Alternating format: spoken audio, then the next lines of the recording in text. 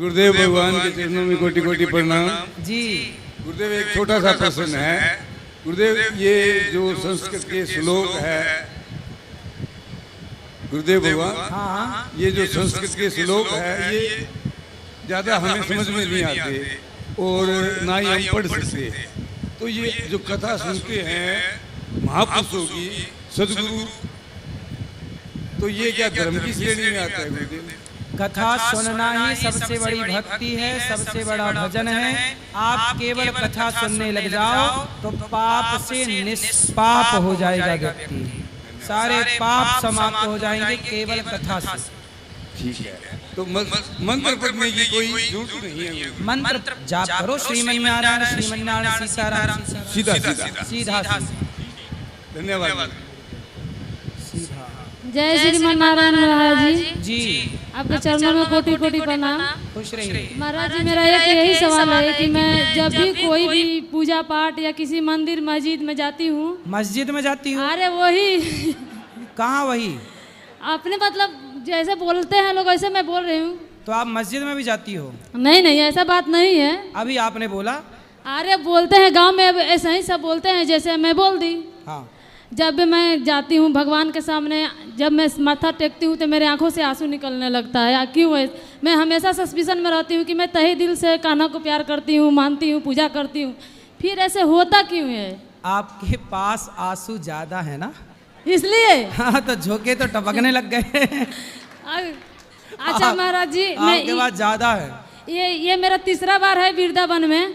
मैं जब यहाँ दूसरा बार आई थी तो मैं कान्हा को लेकर गई हूँ गाँव में। तो मेरा बस सस्पिशन यही है कि जो घर पे भगवान मेरे हैं मेरे मंदिर में, उनका भोग अलग लगेगा और ठाकुर जी का अलग एक ही जगह लगेगा। क्या भोग? हाँ, भगवान गोपाल जी का या भगवान श्रीमन्नारायण का भोग लग गया, बाकी सबका लग गया। एक जगह भोग लग जाएगा तो हो जाएगा। हाँ हाँ। अच्छा महाराज जी, मेरे को एक और सवाल है। बोलो। मेरे भैया अभी लाइव देख रहे होंगे वीडियो।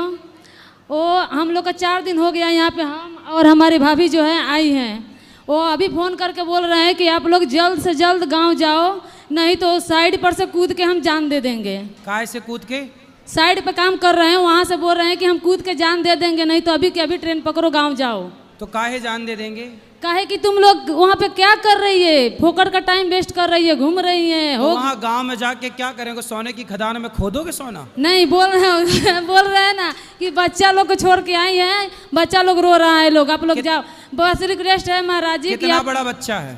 बच्चे बड़े बड़े हैं। कितने बड़ा? सबसे छोटा बच्चा 13 साल का है। 13? हाँ। तो थोड़ी रो रहा होगा। नहीं रोता है, फिर भी पता नहीं क्यों। आप वो लाइव देख रहे हैं, बस रिक्वेस्ट है महाराज जी, जो उनको थोड़ा समझा दीजिए। किसको? भैया को। देख रहे होंगे अभी।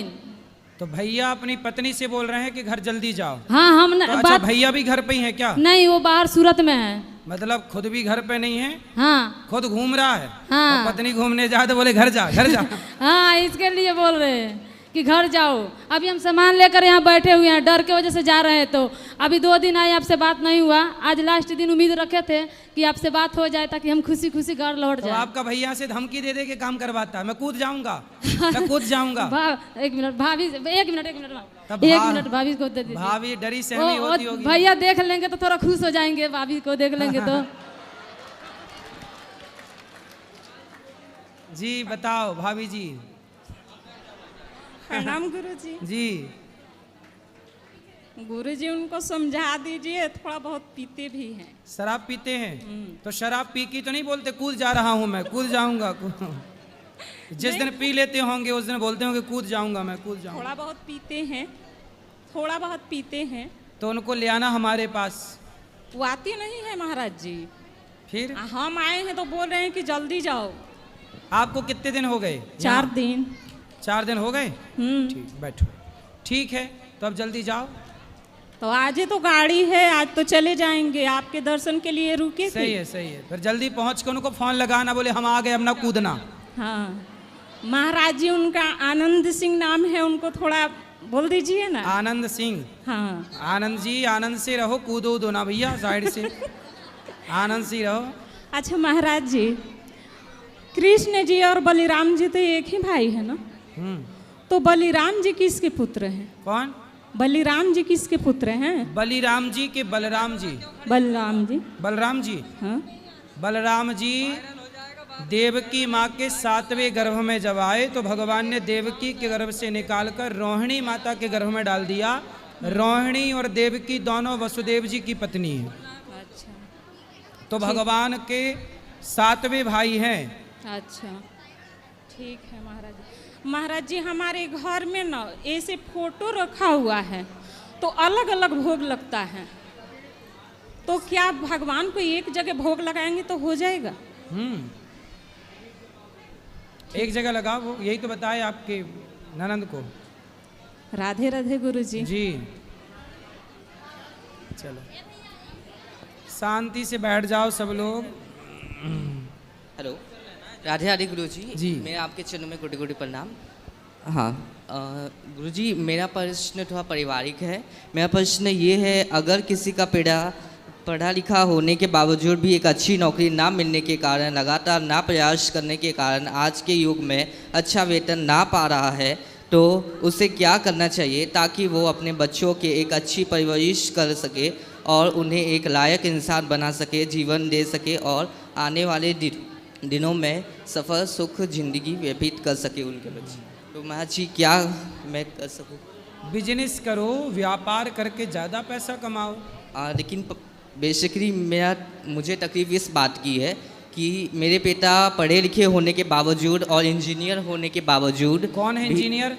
पिताजी। आपके पिताजी पढ़े लिखे हैं, इंजीनियर हैं, लेकिन उतना सैलरी उनकी नहीं है एक्चुअली। कितना कमाते हैं? 50,000। 50,000? नहीं 25,000। 25, लेकिन 25,000 इंजीनियर जी, लेकिन इंजीनियर के होने के बावजूद भी उतना नहीं कोई बात नहीं। आप कितना पढ़े हो? मैं अभी 10वीं में हूँ। ठीक है, तो आप ज़्यादा कमाना। पिताजी जो कमा रहे हैं ठीक है, लेकिन पिताजी अपने और बुद्धि लगाएं और काम करें तो ज़्यादा कमाएंगे। लेकिन तकलीफ जो लगता है महाराज जी, तो क्या कर सके अंदर ही कि बाकी लोग इतने कमाते हैं। देखो इंजीनियर हैं आपके पिताजी, काम का अनुभव है तो निश्चित वो ज़्यादा कमा सकते हैं। जी जी। और काम करें जी जी, और बेहतर करें, बिल्कुल कमाया जा सकता है जी। लेकिन काम करने वालों के लिए पैसे की कमी नहीं। हाँ, लेकिन जॉब्स उतनी अवेलेबल नहीं है, वैकेंसी उतनी अवेलेबल नहीं है, तो क्या क्या? आप लोग कमाना, पिताजी पे लोड मत डालो। आप जी जी, उनकी एज भी हो गई है थोड़ी, ठीक। खूब कमाओ आप लोग।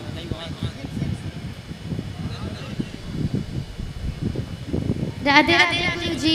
जी गुरु जी, मेरा ये प्रश्न है कि कान्हा जी का जन्म हुआ था अष्टमी को और वही राम जी का जन्म हुआ नवमी को, तो फिर क्या भगवान के इसमें कोई लीला थी? हाँ, लीला ही है। तो फिर एक दिन आगे पीछे क्यों? उसी दिन भी हो सकता था। अरे जब नौवीं में राम जी आ गए, नौवीं तिथि को पवित्र कर दिए, तो अष्टमी तिथि को भी मौका मिले। एक ही तिथि में सब काम कैसे हो? अलग अलग तिथि हैं तो अलग अलग तिथियों को भी लाभ मिल जाए। तिथियों का भी तो भाग्य बढ़ गया, तिथियों का भी तो यश बढ़ा, इसलिए सबका यश बढ़े। गुरु जी, हमारा एक और प्रश्न है। भगवद गीता में एक कृष्णा जी ने अर्जुन को 3 प्रमुख मार्ग बताए थे, तो फिर वो प्रमुख मार्ग बताने की क्या आवश्यकता थी उनको? तो कितने बताते? 4? आवश्यकता क्या थी, किस लिए बताए थे?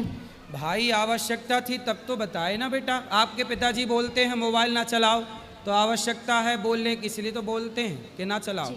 ऐसे ही 3 मार्ग हैं, ज्ञान मार्ग, भक्ति मार्ग, योग मार्ग। तीनों मार्ग से ईश्वर तक पहुंचा जा सकता है, तो तीनों मार्ग बता दिए। आपको वृंदावन बिहारी जी जाना है तो 2-3 मार्ग बता दिए कि भैया ये भी वहीं जा रहा है, ये भी वहीं जा रहा है, ये भी। अब जिससे आपको जाना है चले जाओ। जी गुरु जी, राधे राधे जी।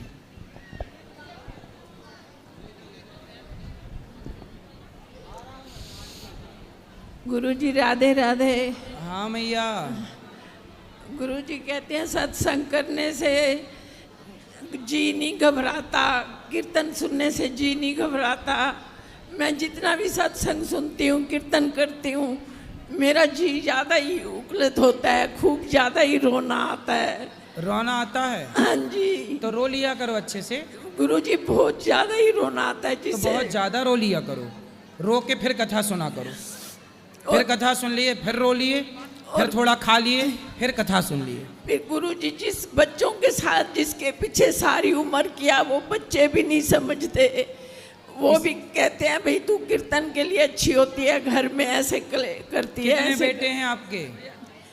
3 बिटियां हैं, 1 बेटा है। तो बेटा सेवा नहीं करता? करता है पर उसने भी बहुत ज्यादा दुखी कर रखा है। अब एक काम करो कि बेटे से मन हटाओ। जब बेटे ने दुखी ही कर रखा है तो अब फिर क्यों उस पर मन लगाई हो मैया? अब मन पूरा पूरा भगवान में लगाओगी तो सुखी हो जाओगी। हाँ मैं हाँ भर लो, हाँ ठीक है तो ठीक है। एक बात ऐसे बोल दो ना ये गलत है तो एकदम ऐसे नीला पीला हो जाएगा, ऐसे हो जाएगा। तो आप बेटे से कुछ बोलो ही मत ना, अब तो बड़ा हो गया, अपना निर्णय खुद ले सकता है, आपसे सलाह मांगता नहीं है, आप क्यों जबरदस्ती उससे सलाह देती हो? जी घर में कोई है नहीं गुरुजी, देख के ऐसे लगता है भाई गलत कर रहा है, ये बहुत गलत कर रहा है। शादी हो गई उसकी? शादी हुई थी, वो भी छोड़ के चली गई गुरुजी। अच्छा, बच्चे हैं उसके? नहीं गुरुजी। तो क्या गलत करता है बेटा? बस उसको गुस्सा 1 मिनट में बहुत ज्यादा गुस्सा आ जाता है और आधे घंटे 15 मिनट में ठीक हो जाता है। गुस्से में बहुत कुछ बोल देता है। कुछ काम वाम करता है? नौकरी कर रहा है गुरुजी। तो आपको दूसरा ब्याह नहीं किया उसने? क्यों? मेरे को डर लगता है आगे भाई कैसे होगा, किस तरह हो। तो जो भाग गई है पत्नी उसकी चली गई, उसी को मना के ले आओ। उसका तलाक हो गया गुरुजी। तलाक के कागज फाड़ दो, फिर रहो प्रेम से। नहीं गुरुजी पता नहीं। उसका ब्याह हो गया क्या? हाँ जी। लड़की का? उसका हो गया था, वो भी दोबारा घर आ गई। उसका एक बेटा हो गया, दोबारा घर आई बैठी। मतलब उसका एक बार तलाक हो गया पर दोबारा भी तलाक हो गया? हाँ जी। अब और कितने लेगी? पता नहीं गुरुजी, मैं यूं कहती हूँ क्या मेरी किस्मत ऐसी हो, पिछले जन्म के कोई कर्म हो। आजकल का तलाक भी कपड़े जैसा हो गया है कि आज ये कपड़ा बदल लो, कल वो पहन लेना, परसों वो पहन लेना। भैया आप अपना मन भगवान में लगाओ, बेटे को समझाओ, लेके आना, हम समझाएंगे। गुरुजी मैं जब से होश संभाला, जब से कीर्तन में भक्ति में जब से हूँ, लेकिन फिर भी दुख नहीं हट रहे, बहुत ज्यादा परेशानी। भैया बेटे को लाना हमारे पास, हम बात करेंगे, समझाएंगे। गुरुजी लेके आना, हम समझाएंगे, उसे ठीक करेंगे। राधे राधे। राधे राधे। गुरुजी कोटि कोटि नमन आपके चरणों में। गुरुजी मेरे 2 सवाल हैं। पहला सवाल है मेरा कि मेरे पति देव का जो शरीर शांत हुआ था वो एकादशी वाले दिन हुआ था, लेकिन अब जो उनका जो श्राद्ध पड़ेगा इस साल, तो उसमें फलाहारी खिलाया जाएगा या खाना खिलाया जाएगा? भाई फल के भी पिंड बनाए जाते हैं, फलाहारी भी होता है, जैसे बादाम के पिंड बनते हैं, काजू के पिंड बनते हैं, तो उनको काजू बादाम के पिंड दे देना। नहीं, जैसे पंडित जी को जो बुला के खाना खिलाया जाता है, तो एकादशी में तो फलाहार ही कराएंगे ना, फलाहारी। अन्न तो खिला नहीं सकते। अच्छा, अन्न नहीं खिला सकते। तो जैसे द्वादशी में हम अपना व्रत खोलते हैं तो उस दिन खाना खिला सकते हैं उनके नाम का? हाँ खिला सकते। और गुरुजी दूसरा प्रश्न मेरा ये है कि 2 मंत्र हैं, एक मूल मंत्र, एक दूसरा मंत्र। हाँ गुरुजी, एक मूल मंत्र और दूसरा श्रीमन नारायण वाला मंत्र। तो जो मूल मंत्र होता है वो बैठ के ही जपा जाता है? बैठ के भी जप सकते हैं, शुद्धि में चलते फिरते भी जप सकते हैं। चलते फिरते जप सकते हैं? जी जी। धन्यवाद गुरुजी, बस मेरे 2 ही प्रश्न थे। जय श्रीमन नारायण। जय श्री। अब जिनको मिलना है आप सब लोग ऊपर चलिए, ऊपर सबको मिलेंगे, बाकी प्रश्नोत्तरी कल होगी। आज के लिए इतना ही। जय श्रीमन।